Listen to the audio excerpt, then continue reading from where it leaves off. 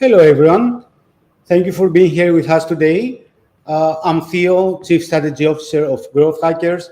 And today, in this season finale, we will host Adri. We're very happy because we will touch upon a very interesting topic that is about how, because people we keep they keep believing that marketing has been changed, and but in reality, it's us marketeers and humans that we've been changed. So we asked Adriu to elaborate on the topic, and that's all. It will be a very interesting one. And so, Adriu, the floor is yours.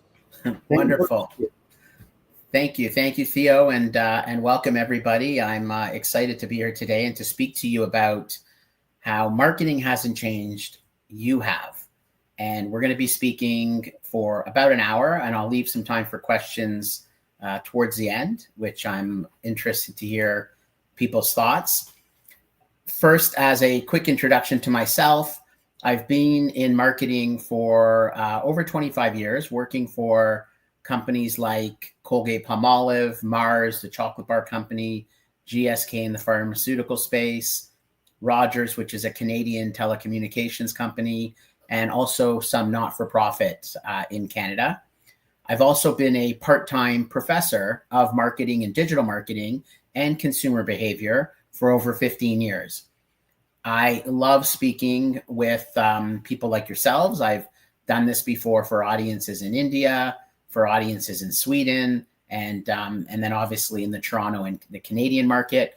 And currently, I'm a fractional CMO, Chief Marketing Officer, and a consultant.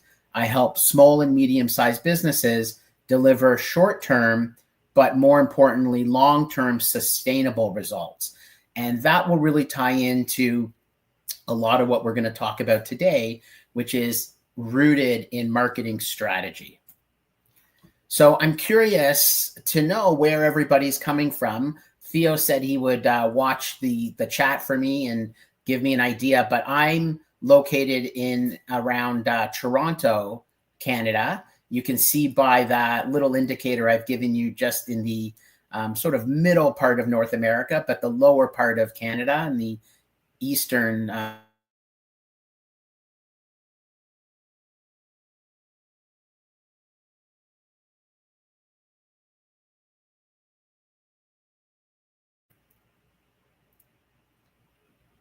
if there's anybody. I'm curious as to where people are coming from all around the world. I know it'll take you a second, and if you're shy, then maybe we'll move on. But I've heard from Theo that people are coming from all over as part of the Growth Hackers community, and it's always interesting to hear about where people are from, because it changes sometimes the way we think about things, the marketing that we're exposed to, the type of advertising. Great, I see Belgium, wonderful. SF, is that San Francisco, Greece?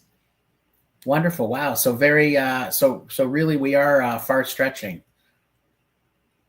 Wonderful. So it sounds like we're coming really from all over the world. And today I'm going to talk about really three things. And I'm not here to sell you anything. We're not going to change the world today. My intent is to challenge the way that we think, challenge all the noise that we hear and that we see on a daily basis, as Theo mentioned a little bit about that. And I'm looking to encourage strategic thinking and maybe spark some discussion. So we're going to talk about how, in my opinion, marketing really has not changed. And I'm going to try and talk to you and maybe convince you of that today as well. And then I'm going to share with you a bunch of different ways and things that have changed. And ultimately, it's you or me or us in general as consumers. And of course, wouldn't be worth us chatting if I didn't have a so what. What does that mean? What should we do? How should we think about this going forward? And what can we do about it? So it's sad. I know many of you have heard probably that marketing is dead, and traditional media is dead, like TV. Retail is dead. AI is killing marketing. AI has replaced us or will replace us as humans. And, you know, my social feed, at least when I look at different things, like whether it's, Instagram or LinkedIn or even YouTube, I see a lot of this kind of content. Marketing is dead, emphasizing dead, the end of marketing. Marketing is broken. I hear that, the old era of marketing is dead. And old era, I don't even know what that means. Again, others saying that lazy marketing is dead. And then this one really just applies to the millennials. So just the millennial playbook is dead. So those, that are generally defined as being born between 81 and 1996, the people that we credit generally with the rise of the internet. So they say, marketing in that respect is dead. Performance marketing is dead. Digital marketing is dead. We have all these different phrases for marketing now that we explain, what marketing is, and digital marketing is dead. And again, lots of people claiming digital marketing is dead. Well, I'm here today to explain to you that I disagree, and I'm going to talk to you a little bit about why I disagree. And when we think about marketing is really a lot of things.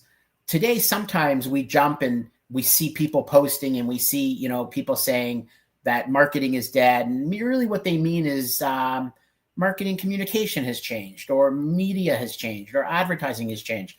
But marketing is so much more than that. And I like this definition. And this definition actually came from Google AI Overview.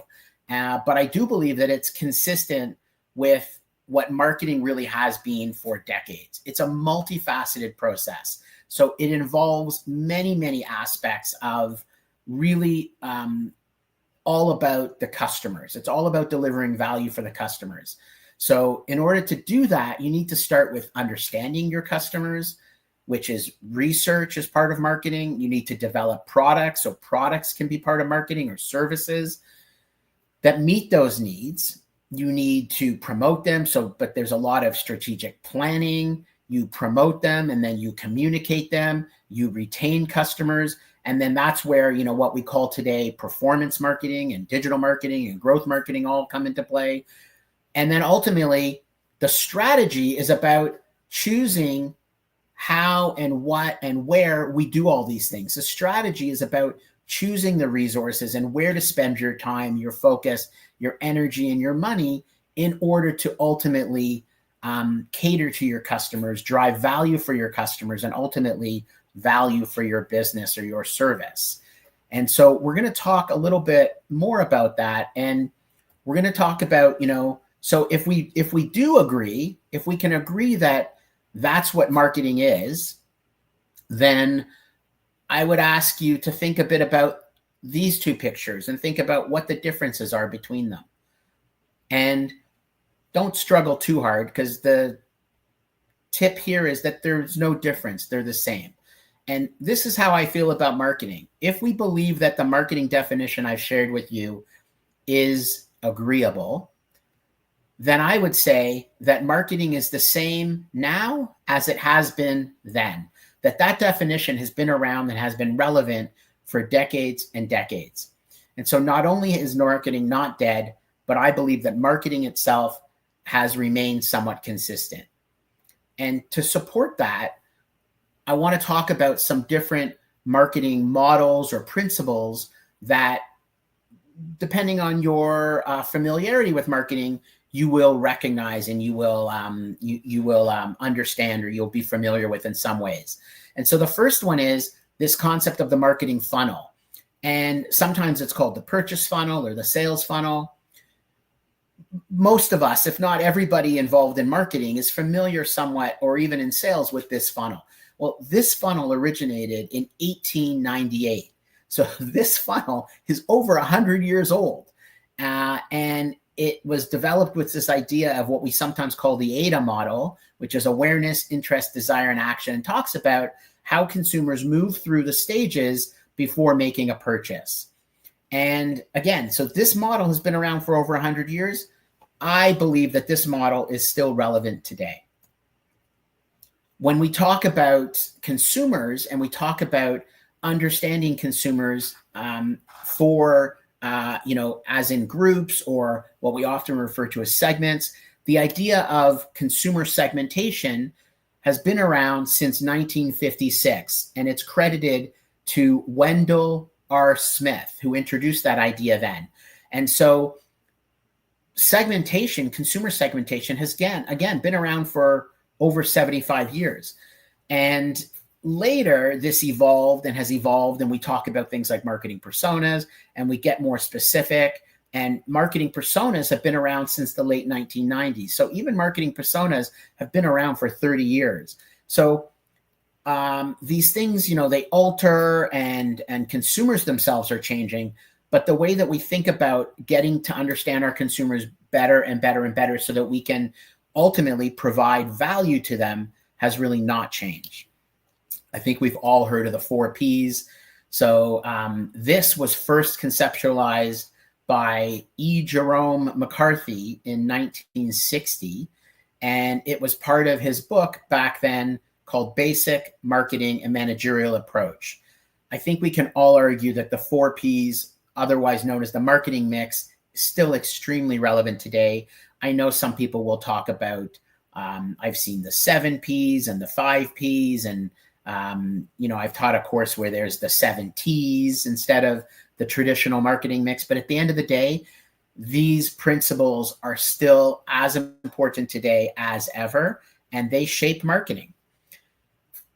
And last example, or the model, in order to support this idea that marketing has really not changed, is this idea of marketing as a consumer-centric focus, which has really been around since the 1950s and 60s, and this idea of a circular approach to this consumer-centric marketing.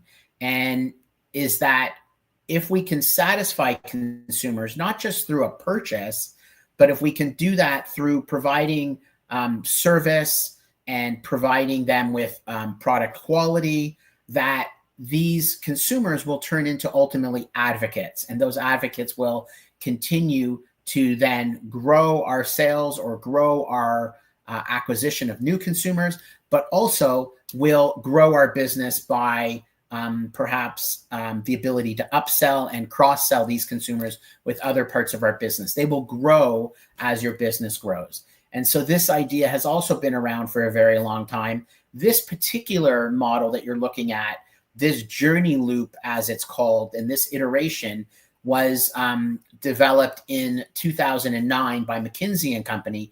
But prior to this, the idea of a circular process for marketing, and marketing starting with research, and then this understanding, and then this the metrics of your program or your campaign or whatever it is you're executing, which then feed into further iterations and ultimately are optimized and optimized and optimized. That has been around since the 1950s and 60s. So if you're with me, if you're believing what I'm saying, if we can agree on what marketing is, and we can agree that based upon that definition of marketing and the models that I've shown, that marketing has remained somewhat unchanged, then you might be saying, so what has changed? And this is the second part of our discussion. And what has changed is ultimately you and me. And like I said earlier, ultimately consumers have changed.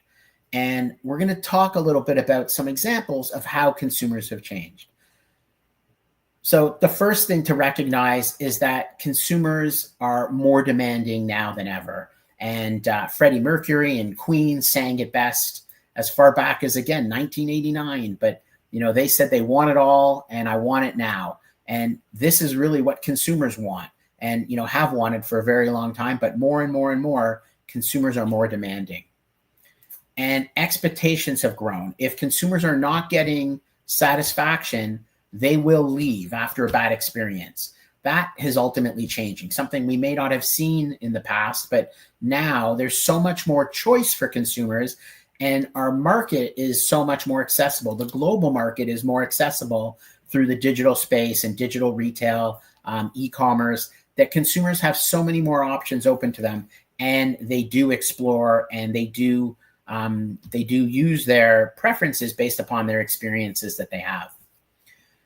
And we all know our dependency on technology is real. So 96% of Canadians own a smartphone, and I'm sure it's similar around the world.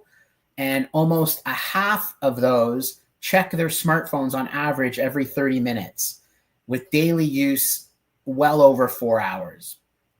So admit it, some of you just went and checked your smartphone right now, I bet. Some of you took the opportunity. I reminded you of it. I'm sorry. You went, you took a quick look, and hopefully we're back now and we're focused. It's used to communicate, but we also use it today to search products. We look at reviews, we check prices, we redeem loyalty rewards, and much, much more. And it's becoming more and more and more a tool, perhaps even a personal assistant, but it is definitely impacting the way that we behave as consumers.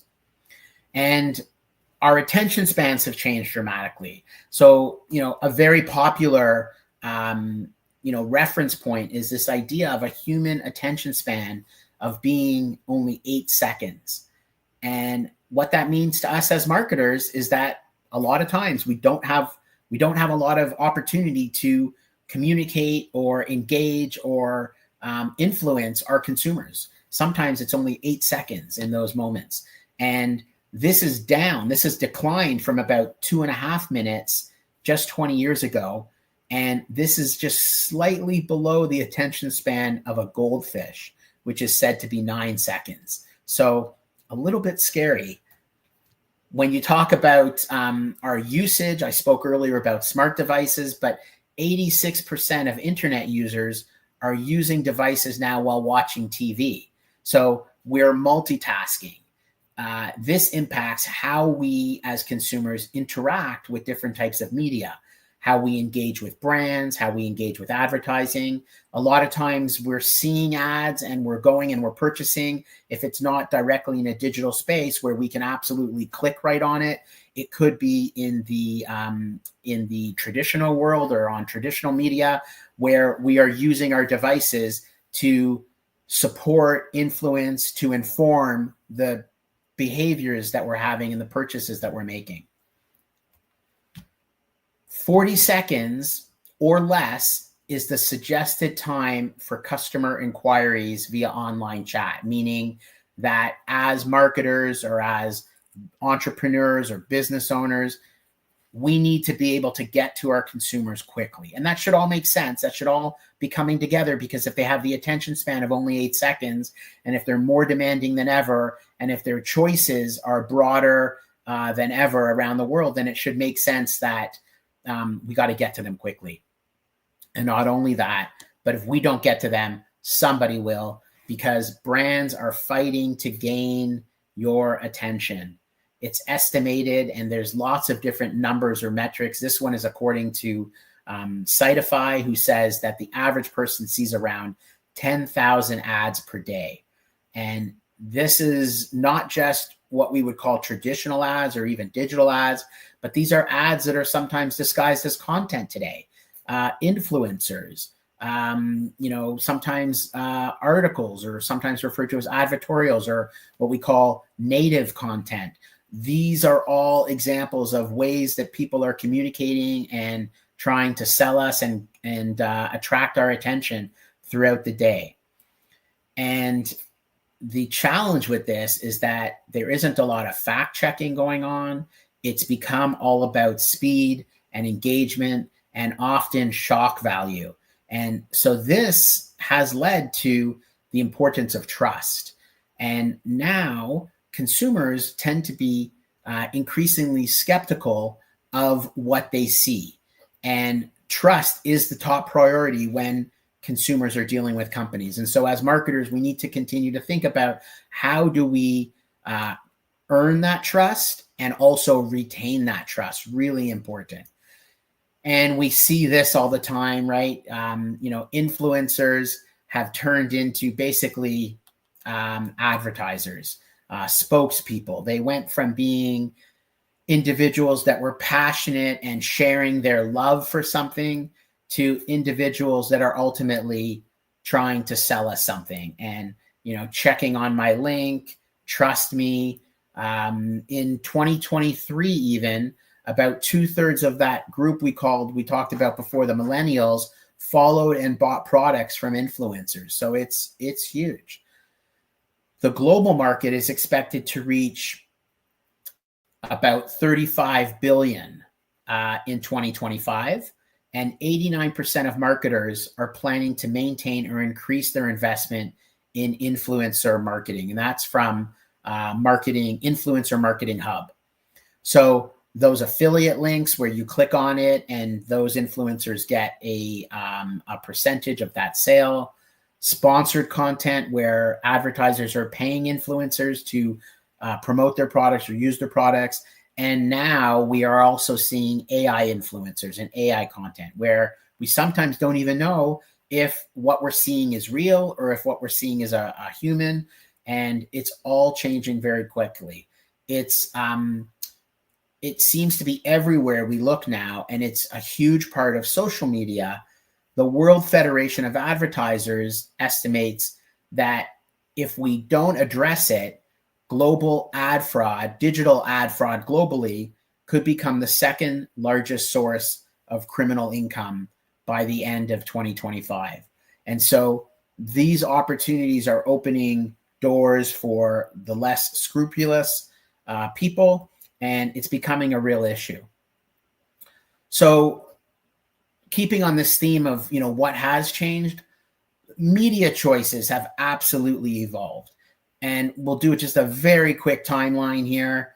This timeline shows, as early back as radio broadcasts over 130 years ago, and the introduction of TV 100 years ago, moving to cable in the mid 1900s. And then we get to sort of a little bit more of the latter stages where we talk about the digital age. And the digital age really started just only in the 1990s. It's pretty incredible to think about also the adoption of technology and how that has increased at such a significant rate.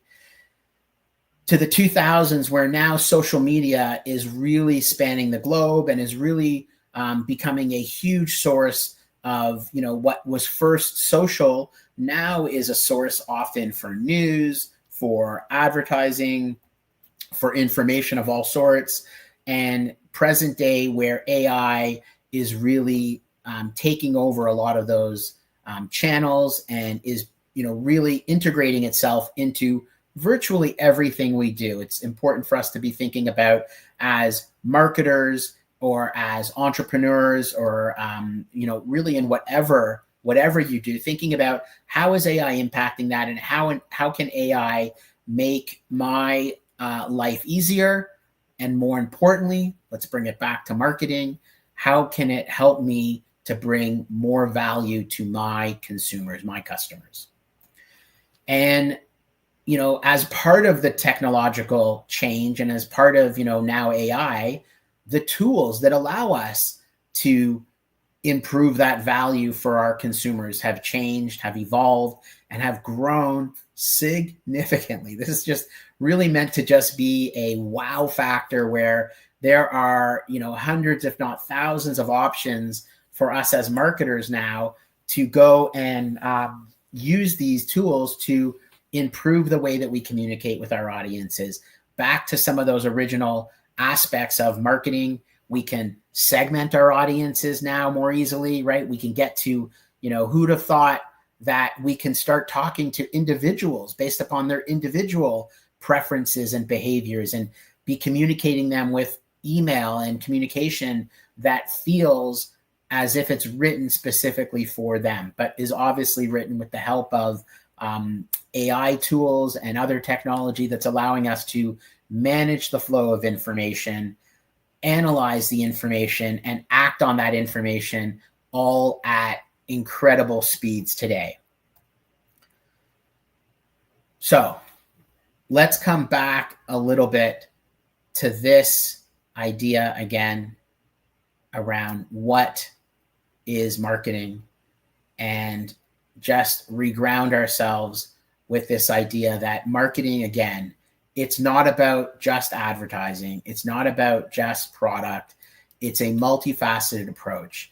And it's about the research and the understanding that goes into our customers, our competitors, the marketplace. We think of things like Porter's 5 forces. So what are the different impacts on the market and the environment and our business? And understanding all of these elements, but ultimately, how do they change and impact what consumers need and how we are fulfilling that need in a way that is differentiated, that is distinct, and that provides value for our customers. And when we develop those ideas and those plans, that is all about the marketing strategy. It's about making the choices. It's about choosing the right audiences, because we can't talk to everybody, and we can't even talk to everybody necessarily that we want to, because time, money is limited. And so the strategy helps us choose, refine, prioritize, and then ultimately execute against that plan to build value for customers, both now and in the long term, to drive sustainability for your business. So now to the final part of our discussion, which is the so what. What are we supposed to do? What does this all mean? And where do we take it from here? So this model is from the Proper Marketing Club.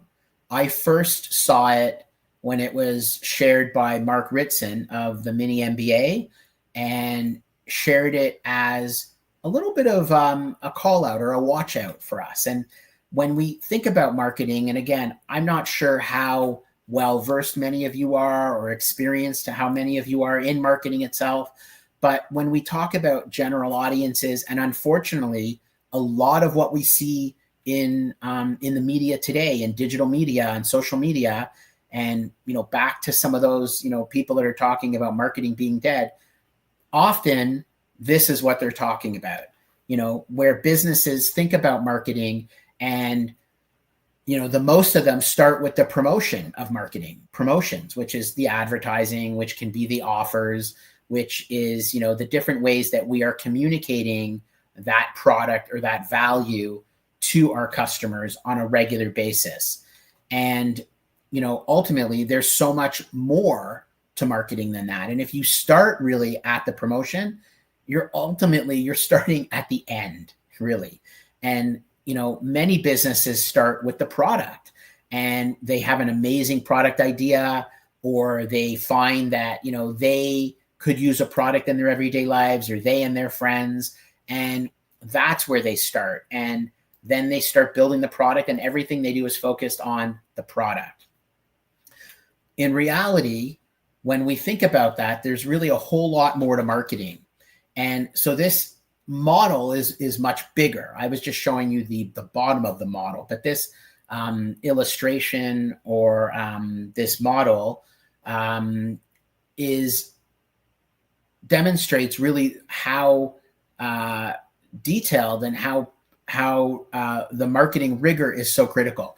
And so marketing, really proper marketing, starts at the top, where you are diagnosing. I've talked about it a couple times already, but where you're doing research, and where you're starting with understanding the market, understanding the customer needs, understanding perhaps the competition. And from that, you're doing a bunch of different potentially qualitative and quantitative research included in that. And there we then start to think about, okay, well, what is our strategy then? Based upon what we see in the marketplace, we can develop what we want to do as our strategy. And that includes our market segmentation. That includes not just understanding the different segments, but now who are we going to actually target? MVA is the minimum viable audience, I believe, is the MVA. I didn't create the model, but I'm pretty sure MVA, I think, is the minimum viable audience. But it's a good question. Thank you for asking. So when we go through this model, we don't only segment, but we actually figure out the targeting of who we're going to actually target. And then we figure out our positioning. And that's, ultimately who we are as a brand. What are we going to convey to those consumers? And in marketing, it's really important to know that no matter how hard you position your product, consumers are going to perceive that in their own way. And so marketers are continually revisiting their positioning and continually reinforcing their positioning. If you start at product or promotion, you miss all of that. And in the longer term, you're going to end up flattening out. You might have had a really great run and people might have recognized a need for your product at the onset. But over time, what's going to happen is people are going to not remember what you represent or not be there for who you are as a brand and the why that you are as a brand, as Simon Sinek would say.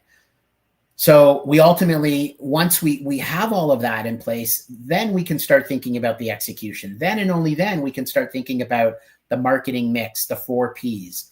And that's where, a lot of people start, but that's ultimately based upon an awful lot of work in advance that truly allows you to deliver that value for your consumers. So when we think about marketing, it's not just about the products themselves. It's not just about the promotion, as we've been discussing. It's a process. And that process starts with understanding. That process requires us to continually have and refer back to our objectives. What is our strategy? Our strategy is going to have objectives in there. It's going to have metrics that we want to achieve. And as we go through our marketing and running our businesses, we want to continually be checking back on our objectives.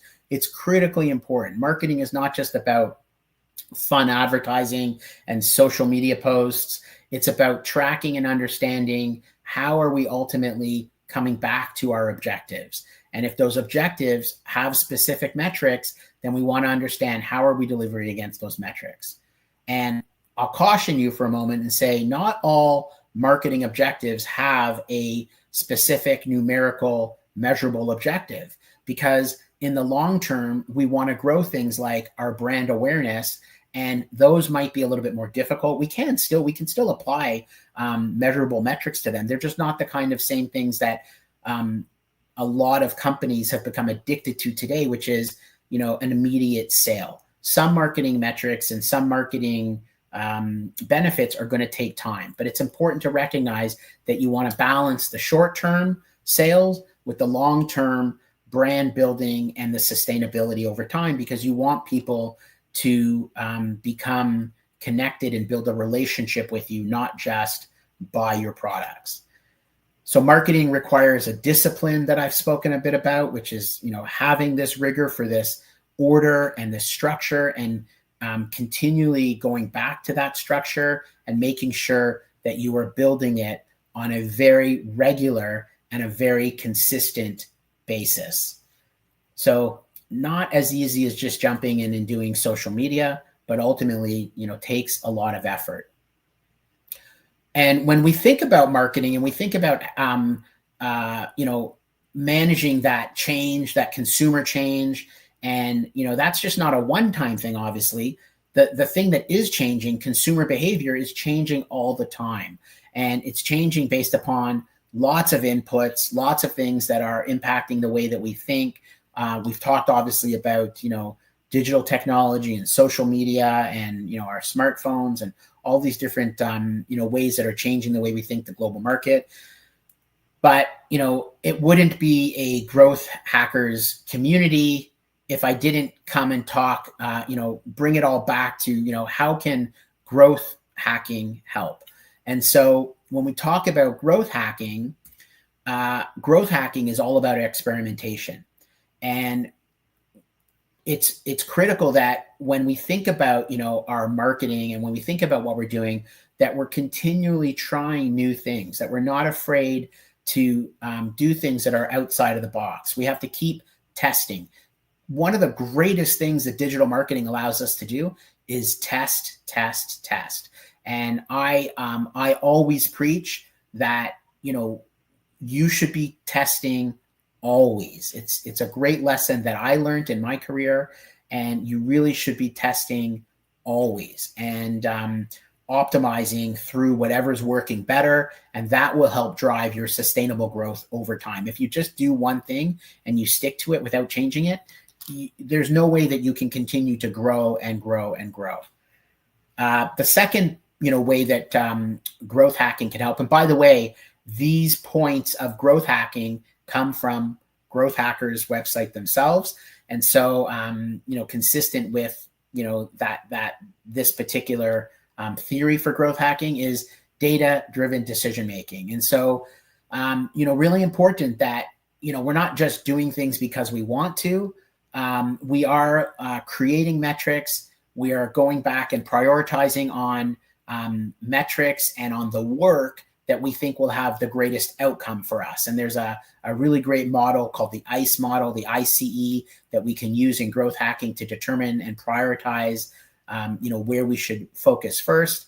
And, really important. So it's not just about choosing the fun stuff or the easy stuff, but really about the stuff that we think will deliver the greatest benefit to the business.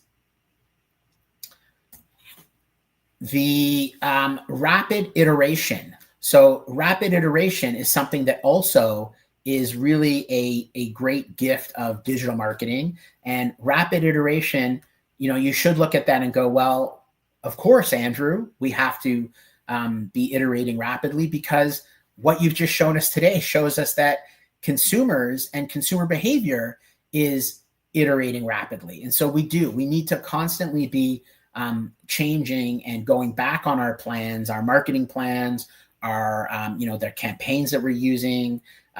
Even something like search today is going through rapid change now with the way that consumers are searching, with where they're searching. They're moving to, a lot of search in social media and, in a lot of the different AI in ChatGPT and other GPT models. So it's changing rapidly. And so we need to continue to iterate and try new things and, take controlled risks along the way is a huge part of growth hacking. Taking risks, but taking controlled risks. Sorry, that's the controlled risks. So I jumped into the controlled risks part. So we take controlled risks, and growth hacking is all about that. So we're looking and we're understanding where is our priorities. We're understanding priorities relative to each other, and we're understanding what the potential risks are. And then we're taking them before we roll things out in a larger way, or before we make, big changes. And then collaboration. Collaboration is really critical to remember, because sometimes we get insular. Sometimes we start thinking that, that only we understand, that only we know, and we know the consumers the best. And the truth is that it's critical that marketers are collaborating with others within the organization, because at the end of the day, we're all consumers. And at the end of the day, in anything that we do, if we get too focused on what we're doing, we ourselves can get stuck. And so collaborating with others within the business, going out and speaking with your customers, speaking with your consumers, hearing what others have to say. Great ideas have been proven time and time again to come from anywhere. And so we got to make sure that we are always collaborating as marketers, getting out of our offices or our home offices and getting out there in the market and really talking to, both internally to others within the business, but also externally, whether that's agency partners or whether that's, like I said, our customers and our consumers. So really critical. And then really just to bring everything home is all about the customer. Remain customer focused. Growth hacking is all about delivering value to your customers.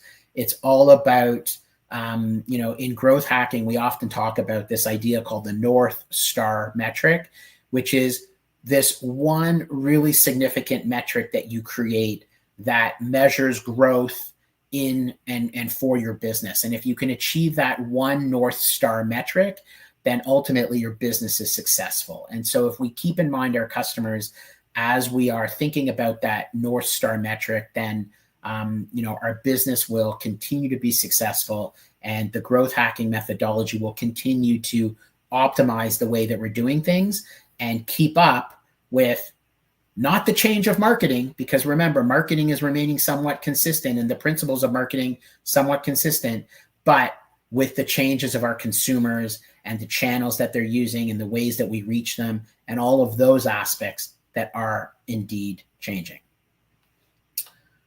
And with that, I bring it really to the end of what I wanted to share with you today. We talked about the 3 different parts. We talked about, marketing is not dead. Marketing has actually remained somewhat unchanged.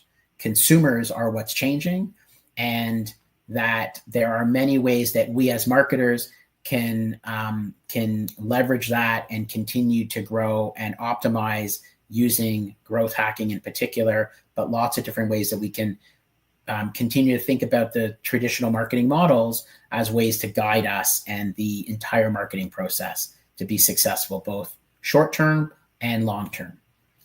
And happy if anybody wants to connect on LinkedIn, if you've enjoyed what we've talked about today and you want to continue seeing content or having, discussions with me, I love doing that.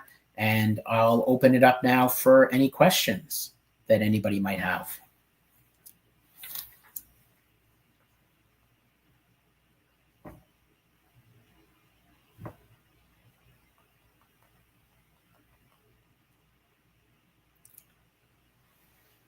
Do you believe founders do know about GH? Growth hacking. Growth hacking. I'm sure that is growth hacking. Yeah. Do I believe that founders know about growth hacking? I think that some do, and I think probably many do not. I think that it speaks to a general sophistication of marketing. I would say that there are what I would probably say, and again, this is, I'll be very clear, this is just my opinion. It's not, I don't have any facts to support this, but based upon what I see, I would argue that a significant portion of founders today are not well-versed in marketing strategy, in this process that we talked about today about marketing, in the focus to deliver consumer value, and certainly not in growth hacking.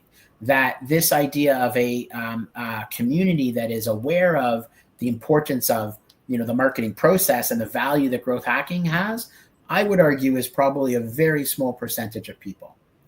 The good news is that for those of us that are aware and that are doing these things and recognizing really what is harder work is a rigor, it opens the doors for us to be more successful. So maybe we keep it a secret. We don't tell anybody.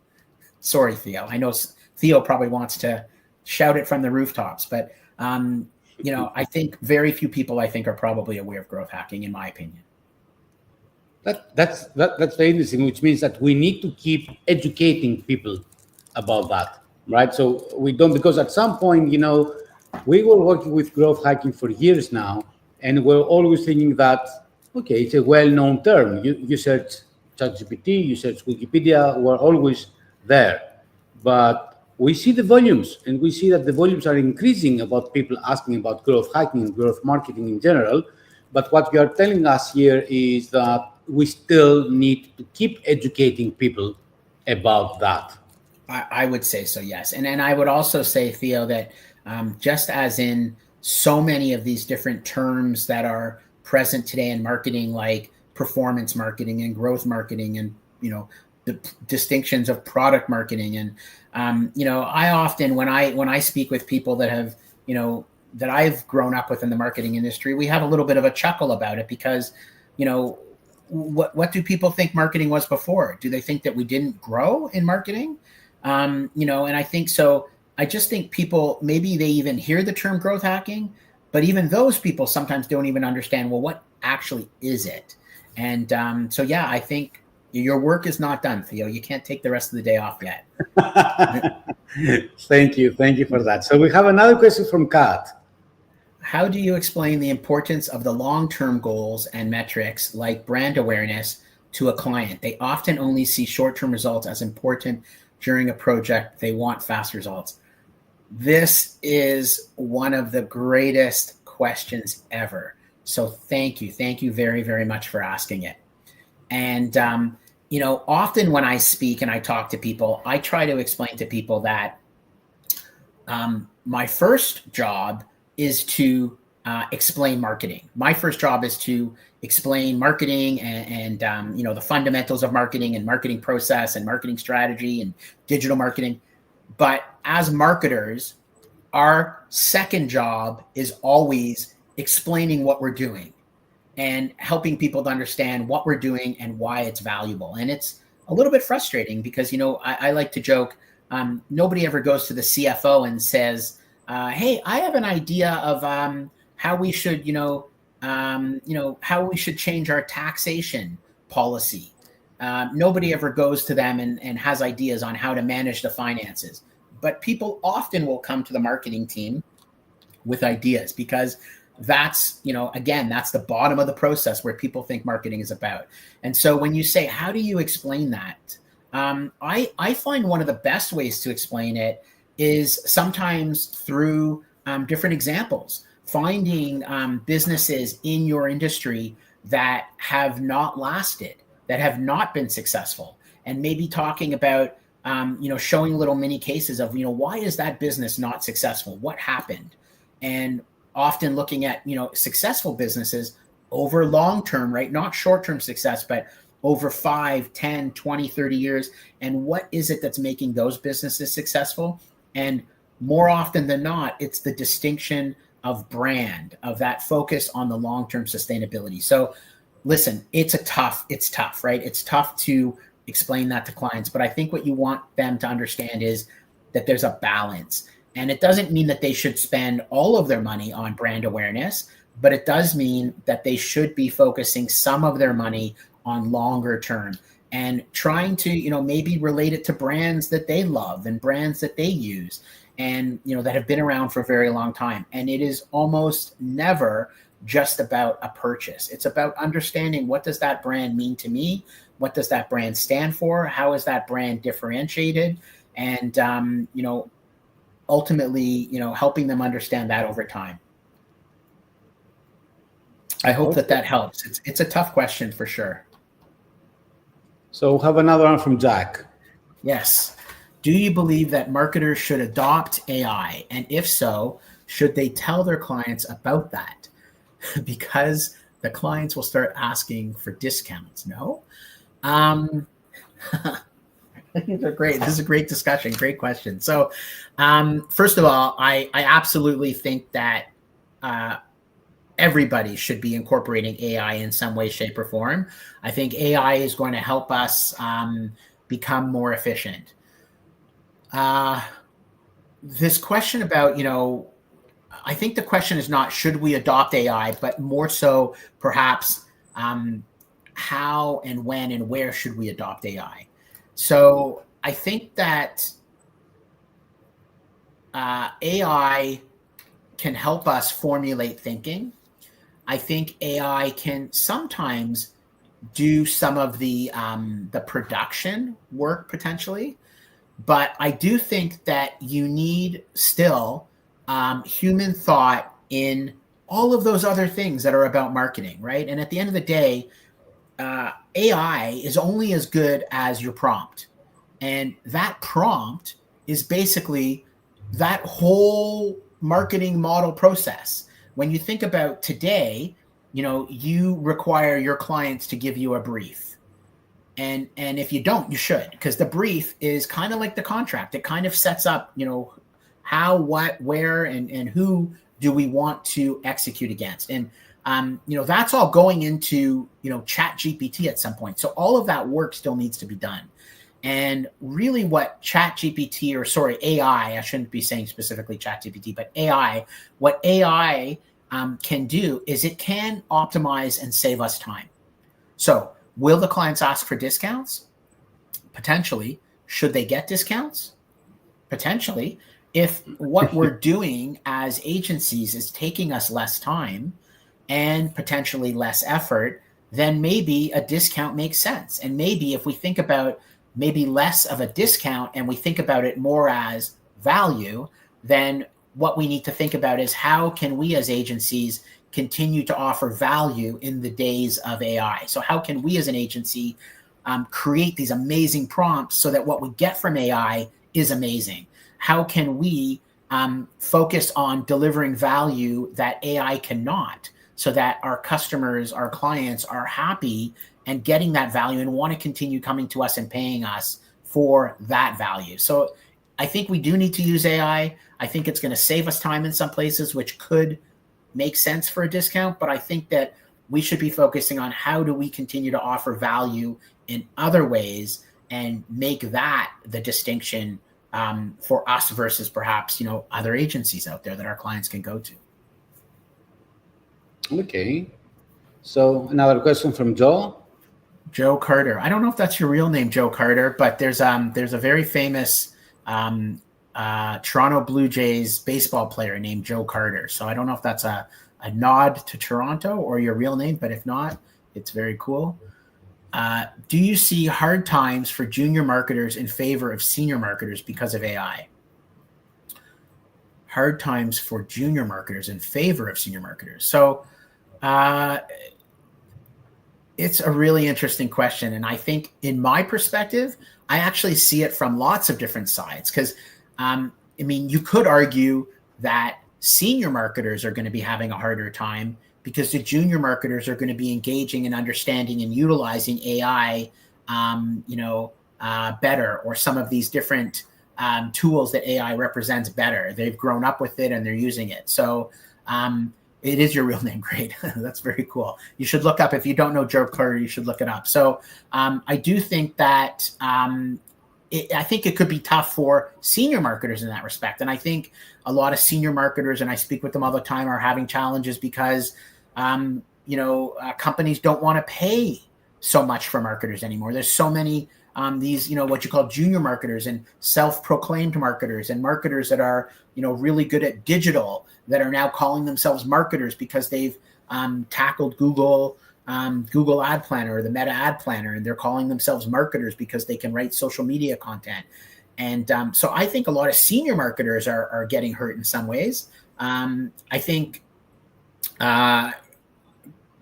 companies ultimately should be hiring senior marketers because I think that they should be managing the higher level thinking and the strategy and where and how can we use AI and, how can we manage, marketing in general. So I think I think it can hurt both sides. I don't think it's just on junior and self-proclaimed. Yeah, maybe that's a political statement that I'm making. I don't want to get anybody upset, but I do think that there are a lot of self-proclaimed marketers out there.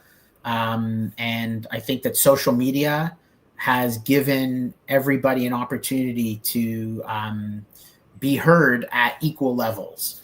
And that means that you have, people that are, not as experienced and not as smart, perhaps, speaking as loudly and sometimes generating larger audiences than the people that are actually coming from a place of knowledge and experience. So that's the way I feel. And I think it's true in marketing. It's true in finance. It's true in the news that we hear today. Is not always about the right news or the truth. It's about who has the largest audience and who's engaging us, sometimes in shocking and untruthful ways. Yeah.